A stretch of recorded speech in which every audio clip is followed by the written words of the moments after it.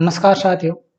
आज हम Delhi metro rail corporation limited द्वारा जो 19 फरवरी 2017 को तृतीय पारी में मेंटेनर इलेक्ट्रीशियन भर्ती परीक्षा आयोजित की थी, उसका जो पेपर है वो हल करेंगे। इस पेपर के कुछ प्रश्न पहले हल किए, शेष जो प्रश्न है वो हम हल करेंगे।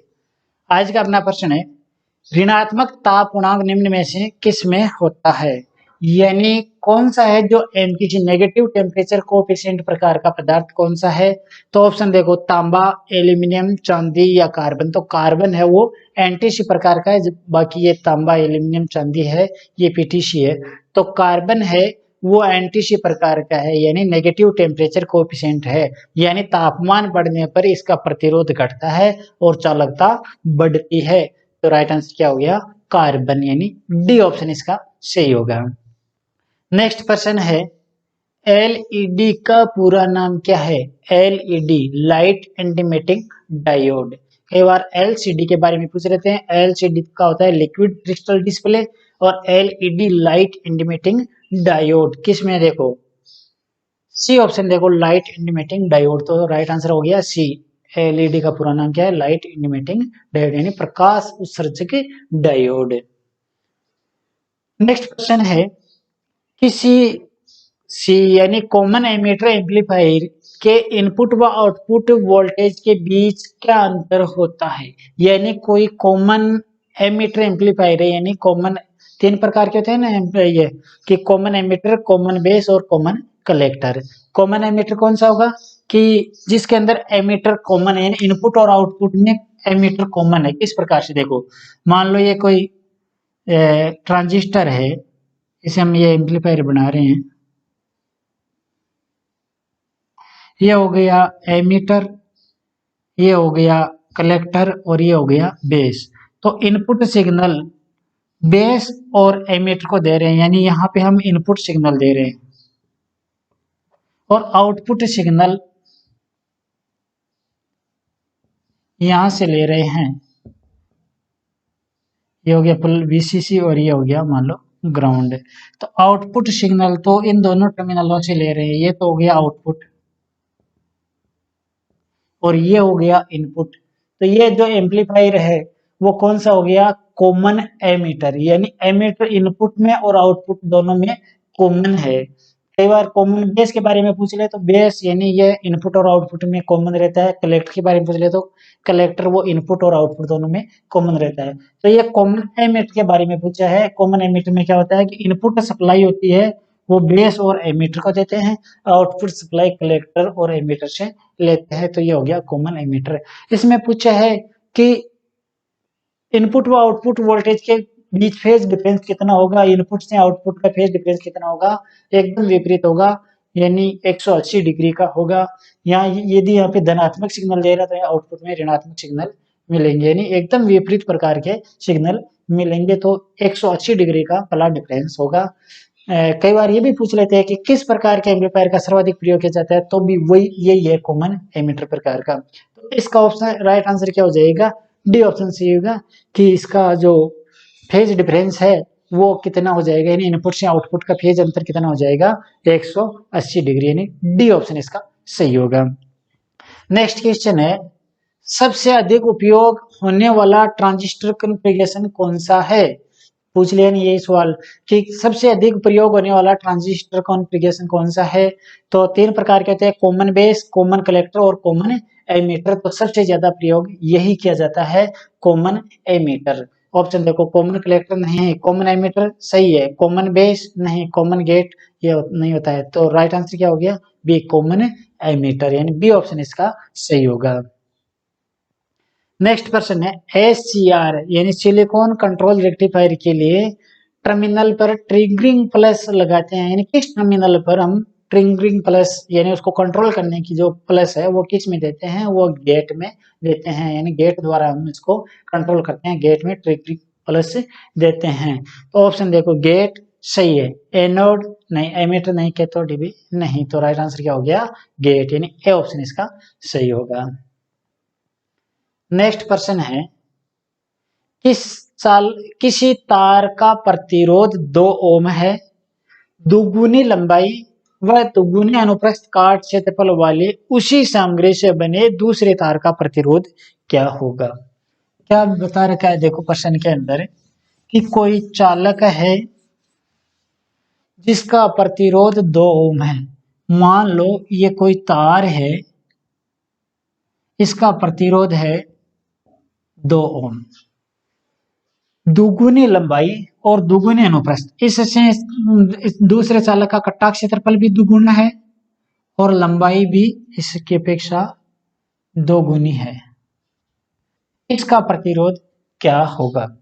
तो किसी चालक का प्रतिरोध यानी प्रतिरोध नियम के अनुसार किसी चालक का प्रतिरोध लंबाई के समानुपाती होता है, कटाक्ष क्षेत्रफल के विलोमानुपाती होता है और विशिष्ट प्रतिरोध पर भी निर्भर करता है। तो यहाँ धातु की किस्म में कोई चेंज नहीं कर रहे हैं, यानी उसी सामग्री की बनी हुई है, तो इसको तो हम परिवर्तित कर नहीं रहे हैं, केवल लंबाई और कटाक्ष क्षेत्रफल को ही परिवर्तित कर रहे हैं। यदि चालक की लंबाई 2 गुनी कर देंगे तो प्रतिरोध भी दुगुना हो जाएगा। तो पहले ये लंबाई है, अब इसकी दुगुनी लंबाई कर दी है तो प्रतिरोध कितना होना चाहिए, 2 गुना होना चाहिए, नहीं 4, 2 की बजाय 4 ओम। अब साथ में ये कह रहा है कि कटाक्ष क्षेत्रफल भी 2 गुना कर दिया जाए, यानी दुगुने अनुप्रस्थ काट। तो कटाक्ष क्षेत्रफल को दुगुना कर दिया तो प्रतिरोध पुनः क्या हो जाएगा, आधा हो जाएगा। तो पहले लंबाई के कारण दुगुना हो रहा है, यानी 2 की जगह 4 हो रहा है। अब कटाक्ष क्षेत्रफल दुगुना करें तो वापस आधा हो जाएगा, तो इसका प्रतिरोध क्या हो जाएगा, पुनः 2 ओम हो जाएगा। तो इस चालक का प्रतिरोध क्या होगा, 2 ओम। और इसका एक विस्तृत वीडियो मैंने प्रतिरोध के नियम से संबंधित सूत्र और उसमें प्रश्न हल करा रखे हैं, वो डाल रखा है, इसी चैनल पर है। उसमें इसकी पूरी व्याख्या मिल जाएगी, उसमें विभिन्न प्रकार के प्रश्नों को हल करना बताया गया है, तो उसमें विस्तृत व्याख्या है इनकी। तो इसमें क्या हो जाएगा, यानी इस चालक का प्रतिरोध भी क्या हो जाएगा, 2 ओम हो जाएगा। तो इस चालक यानी चालक है जिसकी लंबाई दुगुनी कर दी और अनुप्रस्थ काट भी दुगुना कर दिया, तो उसका प्रतिरोध जो पूर्व है वही यानी होगा। तो 2 ओम ही इस दूसरे जो चालक है उसका प्रतिरोध होगा, तो ए ऑप्शन इसका सही होगा। नेक्स्ट प्रश्न है, नाभिकीय विद्युत संयंत्र में मॉड्यूलेटर का काम क्या है, यानी मॉड्यूलेटर यानी मंदक क्यों लगाया जाता है। तो मंदक होता है जो न्यूट्रॉन की गति है उसको कंट्रोल करने के लिए लगाया जाता है। यानी मंदक के बारे में पूछे तो न्यूट्रॉन की गति को कंट्रोल करने के लिए लगाया जाता है मंदक। और मंदक में क्या प्रयोग किया जाता है, ग्रेफाइट की छड़ प्रयोग की जाती है, मंदक के रूप में ग्रेफाइट की छड़ प्रयोग की जाती है। एक होती है नियंत्रण छड़। नियंत्रण छड़ क्या होती है, ऊष्मा को नियंत्रण करने के लिए, यानी रेडिएटर कोर में जो ऊष्मा उत्पन्न होती है उसको कंट्रोल करने के लिए नियंत्रण छड़ प्रयोग की जाती है। और नियंत्रण छड़ के रूप में कैडमियम या बोरॉन प्रयोग किया जाता है। यानी नियंत्रण छड़ किसकी बनाई जाती है, कैडमियम या बोरॉन की। तो इसमें मंदक के बारे में पूछा है, यानी मॉड्यूलेटर के बारे में पूछा है, तो मॉड्यूलेटर का काम क्या होता है, न्यूट्रॉन की गति को नियंत्रित करना। अब ऑप्शन देखो, नाभिकीय प्रक्रिया से ताप निकालना, नहीं, न्यूट्रॉन की गति धीमा करना यानी कंट्रोल करना या धीमा करना, सही है। प्रतिक्रिया नियंत्रित करना, नहीं, तापमान कम करना भी नहीं, तो राइट आंसर क्या हो जाएगा, बी, न्यूट्रॉन की गति को धीमा करना। तो बी ऑप्शन इसका सही होगा। नेक्स्ट प्रश्न है, डीसी मशीन वाइंडिंग में निम्न में से किसके से संबंधित है, यानी कोई डीसी मशीन की वाइंडिंग है जो दे रखी है, इनमें से किससे संबंधित है। ऑप्शन देखो, शॉर्ट पिच नहीं, कॉन्सेंट्रिक वाइंडिंग प्रकार नहीं, फुल पिच सही है, बास्केट टाइप नहीं। यानी जो डीसी मशीन की वाइंडिंग होती है वो फुल पिच प्रकार की हम यानी कह सकते हैं। तो राइट आंसर क्या हो जाएगा, सी, फुल पिच वाइंडिंग। तो राइट आंसर हो गया सी। नेक्स्ट प्रश्न है, थर्मल पावर संयंत्रों में किस तरह के अल्टरनेटर रोटर उपयोग किए जाते हैं। यानी जो थर्मल स्टेशन है यानी पावर स्टेशन है, इनमें किस प्रकार का रोटर प्रयोग किया जाता है, उसमें बेलनाकार यानी सिलेंड्रिकल प्रकार का रोटर प्रयोग किया जाता है। कई बार पूछ लेते हैं, जल यानी हाइड्रो प्रकार के पावर संयंत्रों में किस प्रकार का क्या जो रोटर प्रयोग किया जाता है, वो होता है सेलियंट पोल। तो इसमें थर्मल में पूछा है, तो थर्मल पावर संयंत्रों में सिलेंड्रिकल प्रकार का रोटर यानी बेलनाकार रोटर प्रयोग किया जाता है। तो राइट आंसर क्या हो जाएगा, बी, सिलिंड्रिकल रोटर प्रकार का प्रत्यावर्तक है। तो बी ऑप्शन इसका सही होगा। नेक्स्ट प्रश्न है, बैटरी चार्जिंग के लिए किस जनरेटर का प्रयोग किया जाता है। बैटरी चार्जिंग करते हैं इसमें कौन सा जनरेटर प्रयोग करते हैं, तो इसमें शंट जनरेटर प्रयोग करते हैं। तो ऑप्शन देखो, श्रेणी जनरेटर नहीं, प्रत्यावर्तक यानी अल्टरनेटर नहीं, कंपाउंड जनरेटर नहीं, शंट जनरेटर सही है। तो बैटरी चार्जर उपकरण में आने वाले स्थानों में हम जो जनरेटर प्रयोग करते हैं वो कौन सा होता है, डीसी शंट जनरेटर। तो डी ऑप्शन इसका सही होगा। नेक्स्ट क्वेश्चन है, यदि बैटरी को लंबे समय तक निष्क्रिय रखा जाए तो इसके आंतरिक प्रतिरोध में क्या होगा। यानी एक बैटरी है, उसको हम लंबे समय तक बिना काम में लिए रखते हैं तो इसका प्रतिरोध क्या हो जाएगा, धीरे धीरे बढ़ जाएगा। तो ऑप्शन देखो, घटता है नहीं, समान रहता है नहीं, बढ़ता है सही है, शून्य हो जाता है नहीं। तो राइट आंसर क्या हो गया, सी, बढ़ जाएगा यानी बढ़ता है।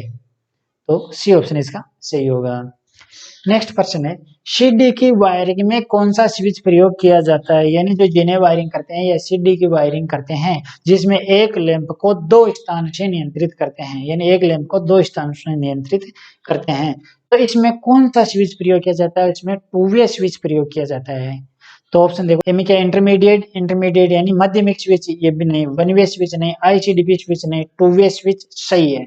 यानी जो सीडी वायरिंग है या जीने वायरिंग है या एक लैंप को दो स्थान से नियंत्रित करने हैं तो उसमें टू वे स्विच प्रयोग करते हैं। कई बार पूछ लेते हैं टू वे स्विच के अंदर संयोजक बिंदु कितने होते हैं, तो 3 होते हैं। यानी टू वे स्विच में 3 कॉन्टेक्ट बिंदु होते हैं, संयोजक बिंदु होते हैं। तो इसका राइट आंसर क्या हो जाएगा, डी यानी टू वे स्विच। अगला क्वेश्चन है, दिक् परिवर्तक खंड कहाँ पर स्थित होते हैं, यानी कम्यूटेटर सेगमेंट कहाँ पर स्थित होते हैं। ऑप्शन देखो, फील्ड में स्थित होते हैं क्या, नहीं, आर्मेचर में सही है, स्टेटर में नहीं, एंड प्लेट पर नहीं। तो राइट आंसर क्या हो गया, बी की आर्मेचर के अंदर संयोजित या स्थापित होते हैं। तो बी ऑप्शन इसका सही होगा। नेक्स्ट प्रश्न है, जब भी कोई कंडक्टर किसी चुंबकीय फ्लक्स को काटता है तो कंडक्टर में एक ईएमएफ प्रेरित हो जाता है, यह है नियम किसका है। यानी कोई भी चालक है चुंबकीय फ्लक्स को काटता है तो उसके अंदर एक विद्युत वाहक बल पैदा हो जाता है और ये फेराडे का विद्युत चुंबकीय प्रेरण का नियम है। तो ये नियम किसका है, फेराडे का नियम है। तो ऑप्शन देखो, कूलॉम का नियम नहीं, फ्लेमिंग का नियम नहीं, फेराडे का नियम सही, लेंज का नियम नहीं। तो सी ऑप्शन सही होगा कि यह फेराडे का नियम है। नेक्स्ट क्वेश्चन है, सिरोपरि यानी ओवरहेड प्रसारण लाइनों में सबसे ऊपरी चालक कौन सा स्थापित किया जाता है। जो प्रसारण लाइनें होती है उसके अंदर जो ऊपर ही ऊपर सिरों पर जो तार स्थापित किया जाता है वो ग्राउंड वायर स्थापित किया जाता है, यानी अर्ध चालक प्रयोग किया जाता है। तो ऑप्शन देखो, आर फेज यानी आर क्रम नहीं, वाई फेज नहीं, बी फेज ये भी नहीं, अर्ध चालक सही है। तो अर्धचालक प्रयोग किया जाता है। इससे क्या होता है कि अर्धचालक को ऊपरी ऊपर स्थापित करने से प्रत्यक्ष या अप्रत्यक्ष तड़ित प्रहार या जो सर्ज वोल्टेज होते हैं वो नहीं होते हैं, यानी प्रत्यक्ष या अप्रत्यक्ष जो आवेश होता है वो मेन जो सप्लाई के तार होते हैं उसमें नहीं आता है। तो सर ऊपरी ऊपर वो अर्धचालक प्रयोग किया जाता है। तो डी ऑप्शन इसका सही होगा। नेक्स्ट प्रश्न है, निम्न में से कौन सा एक सर्किट ब्रेकर नहीं है, यानी सर्किट ब्रेकर इनमें से कौन सा नहीं है। ऑप्शन देखो, ए में क्या दे रखा है, एमसीसीबी यानी वोल्टेज केज सर्किट ब्रेकर, ये सर्किट ब्रेकर है सही, ये यानी ये तो सर्किट ब्रेकर है। प्रवर्धक यानी एम्पलीफायर, एम्पलीफायर सर्किट ब्रेकर नहीं होता, वो तो एक एम्पलीफिकेशन करता है, यानी निम्न मान के सिग्नल को उच्च मान सिग्नल में परिवर्तित करने वाली युक्ति होती है एम्पलीफायर यानी प्रवर्धक है। तो ये सर्किट ब्रेकर नहीं है, प्रवर्धक है। ELCB अर्थ लीकेज सर्किट ब्रेकर, ये भी एक सर्किट ब्रेकर है। MCB मिनिएचर सर्किट ब्रेकर, ये भी सर्किट ब्रेकर है। तो बी ऑप्शन इसका सही होगा कि कौन सा सर्किट ब्रेकर नहीं है, तो एम्पलीफायर एक सर्किट ब्रेकर नहीं है, यानी प्रवर्धक है वो सर्किट ब्रेकर नहीं है। तो बी ऑप्शन इसका सही होगा। नेक्स्ट प्रश्न है, किसी ट्रांसफार्मर की प्राथमिक लपेटन में 200 घुमाव और द्वितीयक लपेटन में 100 घुमाव है तो रूपांतर अनुपात यानी फेरा अनुपात के का मान क्या होगा। क्या दे रखा है कि कोई ट्रांसफार्मर है जिसकी प्राथमिक लपेटन NP बराबर क्या है, नंबर ऑफ प्राइमरी कितना है 200 टन, 200 लपेटन। द्वितीयक लपेटन NS बराबर कितना है 100 टन, यानी द्वितीयक में कितने हैं 100। तो K बराबर क्या होगा ज्ञात कीजिए। तो सूत्र क्या है देखो कि K बराबर होता है NS बटा NP, यानी द्वितीयक लपेटन की संख्या व प्राथमिक लपेटन संख्या का अनुपात फेरा अनुपात कहलाता है, यानी NS बटा NP बराबर क्या हो जाएगा K, ट्रांसफॉर्मेशन रेशियो या फेरा अनुपात। तो K बराबर क्या हो जाएगा, द्वितीयक लपेटन कितने हैं 100 बटा 200, तो K बराबर क्या हो जाएगा 1/2 या 0.5। तो ऑप्शन देखो किसमें है, डी ऑप्शन देखो 1/2, तो K का मान कितना हो जाएगा 1/2, यानी ट्रांसफॉर्मेशन रेशियो कितना हो जाएगा 1/2। डी ऑप्शन इसका सही है। नेक्स्ट क्वेश्चन है HRC हाई रिपिचिंग कैपेसिटी, उच्च वितरण क्षमता। फ्यूज में R का आशय क्या है, यानी H का हाई, R रिपिचिंग है, C हाई रिपिचिंग कैपेसिटी यानी C का कैपेसिटी यानी उच्च वितरण क्षमता। हिंदी में इसका नाम क्या है उच्च वितरण क्षमता। तो इस फ्यूज में R का आशय क्या है, R का आशय रिपिचिंग। तो ऑप्शन देखो रेंजिंग, रेटिंग, रोलिंग, रिपर्चिंग सही है। तो डी ऑप्शन इसका सही होगा कि R का आशय हो गया रिपर्चिंग। नेक्स्ट क्वेश्चन है 132 केवी ट्रांसमिशन लाइन में किस प्रकार के विद्युत रोधी प्रयोग किए जाते हैं, इंसुलेटर किस प्रकार के प्रयोग किए जाते हैं 132 केवी ट्रांसमिशन लाइन में। जो इंसुलेटर वो कौन से होते हैं, वो सस्पेंशन यानी डिस्क प्रकार के इंसुलेटर प्रयोग किए जाते हैं। अब ऑप्शन देखो पिन प्रकार का, पिन या सेकल प्रकार का, डिस्क प्रकार का या सेकल प्रकार का। तो डिस्क प्रकार का इंसुलेटर प्रयोग किया जाता है, तो सी ऑप्शन इसका सही होगा कि डिस्क प्रकार।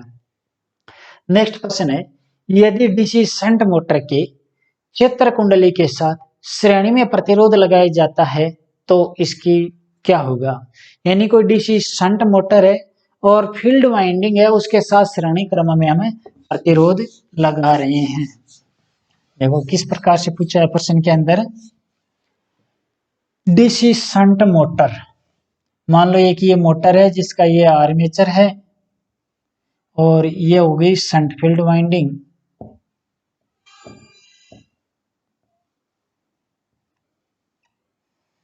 मान लो ये प्लस माइनस यहाँ संयोजित कर रहे हैं।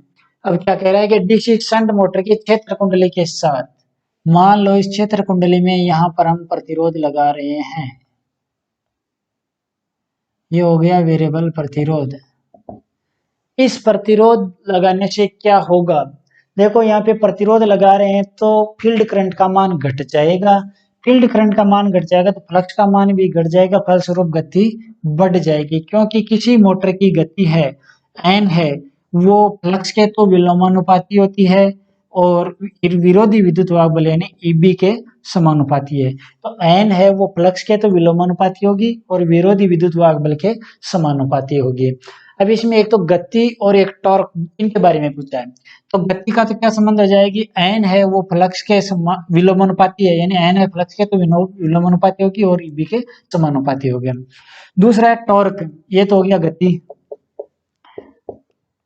टॉर्क में क्या होता है, टॉर्क समानुपाती होता है आर्मेचर करंट और टॉर्क समानुपाती होता है फ्लक्स, यानी एक तो ये हो गया और एक टॉर्क से पूछे तो टॉर्क समानुपाती आर्मेचर करंट और टॉर्क समानुपाती फाई। अब यहाँ पे प्रतिरोध लगाएंगे तो जो फील्ड करंट है ISH वो घटेगी, यानी जो ये प्रतिरोध लगाएंगे फील्ड करंट का मान कम हो जाएगा, घट जाएगी। फील्ड करंट घट जाएगा तो फ्लक्स घट जाएगा, फ्लक्स घटेगा तो गति बढ़ेगी। तो इसमें क्या हो जाएगा, गति है वो बढ़ेगी। और साथ में देखो फ्लक्स घट रहा है, फ्लक्स घट रहा है तो टॉर्क भी घट रहा है, तो टॉर्क क्या होगा, टॉर्क घटेगा। अब ये ऑप्शन किसमें है कि गति बढ़ेगी और टॉर्क घटेगा। ऑप्शन देखो गति और आघूर्ण दोनों घटते हैं, नहीं गति बढ़ेगी और टॉर्क घटेगा। गति घटती है और आघूर्ण बढ़ता है, नहीं गति और आघूर्ण दोनों बढ़ते हैं, नहीं गति बढ़ती है और आघूर्ण घटता है, यानी गति बढ़ती है और टॉर्क यानी आघूर्ण घटता है। सही है, तो डी ऑप्शन सही होगा कि गति तो बढ़ती है और टॉर्क है यानी आघूर्ण है वो घटता है। तो डी ऑप्शन सही होगा कि गति बढ़ेगी और आघूर्ण घटता है।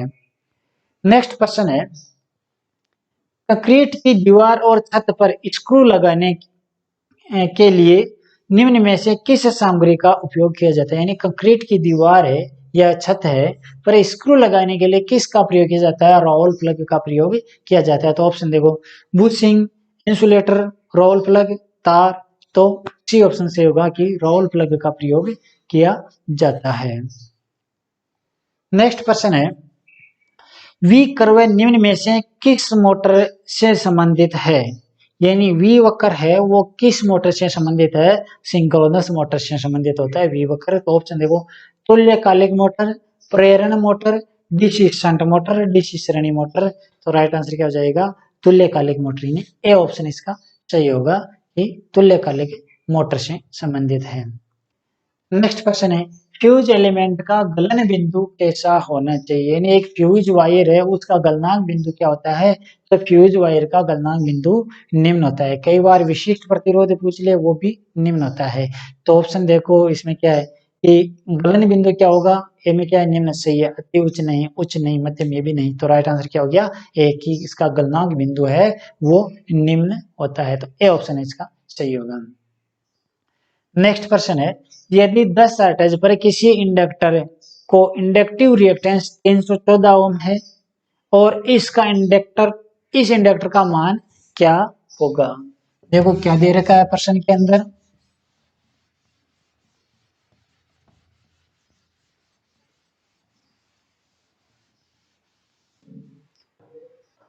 यदि 10 हर्ट्ज एफ बराबर है 10 हर्ट्ज पर किसी इंडक्टर का इंडक्टिव रिएक्टेंस एक्सएल बराबर है 314 ओम, इस इंडक्टर का मान एल बराबर क्या होगा? तो सूत्र क्या है देखो, एक्सएल बराबर होता है 2 पाई एफ एल और एल बराबर क्या हो जाएगा? एल बराबर हो जाएगा एक्सएल बटा 2 पाई एफ। एल बराबर क्या हो जाएगा? एक्सएल का मान कितना है? 314 बटा 2, पाई का मान कितना है? 3.14, एफ का मान कितना है? 10। एल बराबर क्या हो जाएगा? इसका भाग इसमें कितनी बार जा रहा है? 100, 100 में 20, यानी 100 बट्टा 20 कितना हो रहा है? 5। एल इंडक्टेंस किस में आएगा? हेनरी में। तो राइट आंसर क्या हो जाएगा? 5 हेनरी। किस ऑप्शन में देखो? डी ऑप्शन में देखो 5 हेनरी। तो राइट आंसर हो गया डी 5 हेनरी। नेक्स्ट क्वेश्चन है, चालक बैंड में उपस्थित इलेक्ट्रॉन को अन्य किस नाम से जाना जाता है?